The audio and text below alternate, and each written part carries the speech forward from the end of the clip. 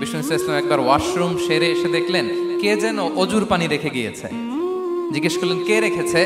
বলা হলো আব্দুল্লাহ ইবনে আব্বাস রেখে, ছোট্ট আব্দুল্লাহ। বিষ্ণু ইসলাম খুশি হয়ে গেলেন, হায় রে, সে কিভাবে খেয়াল করলো, আমি এখন ওয়াশরুম থেকে আসলেই তো আমার অজুর পানি লাগবে।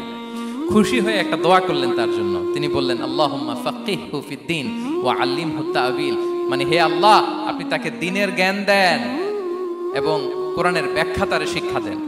বিশ্বনবীর এই দোয়া এমন ভাবে কবুল হয়েছে, এই আব্দুল্লাহ ইবনে আব্বাস যত মুফাসসির পৃথিবীতে আসবে সকল মুফাসসিরদের সম্রাট হিসেবে আল্লাহ তাকে কবুল করেছেন। উম্মে সুলাইম রাদিয়াল্লাহু তাআলা আনহা, আনাস রাদিয়াল্লাহু তাআলা আনহুকে নিয়ে আসলেন, বললেন নবী হে, আপনি এসেছেন, আমরা যে এত খুশি মদিনাবাসী, সবাই দেখে আপনার হাতে কিছু না কিছু হাদিয়া দেয়, আমি কি দিব?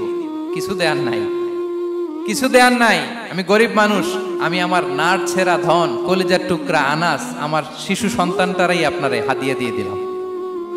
খোয়াই দিমুকা আনাস, নবী হে, সে আপনার ছোট্ট খাদেম হবে, আপনার কাজ করে দিবে। উদুল্লাহ আলাহ, আপনি তার জন্য একটু দোয়া করেন। বিষ্ণুনবী দোয়া করলেন, কি দোয়া করলেন? আল্লাহুম্মা আকসির মালাহু ওয়া ওয়ালাদা, আল্লাহ আনাসের সম্পদও বাড়ায় দাও, ওয়া ওয়ালাদা, তার সন্তানও বাড়ায় দাও।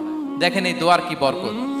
এই দোয়ার বরকতে আনাস বলে মদিনাতে যত খেজুর বাগান ছিল সবগুলো খেজুর বাগানে বছরে খেজুর হতো একবার, কিন্তু নবীর দোয়ার বরকতে আমি আনাসের বাগানে খেজুর হতো বছরে 2 বার।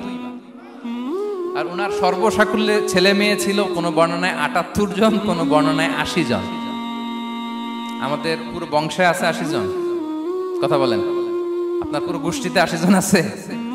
ওনার শুধু ছেলে মেয়ে, একজনের ছেলে মেয়ে কয়জন? 80 জন। বিশ্বনবীর দোয়া।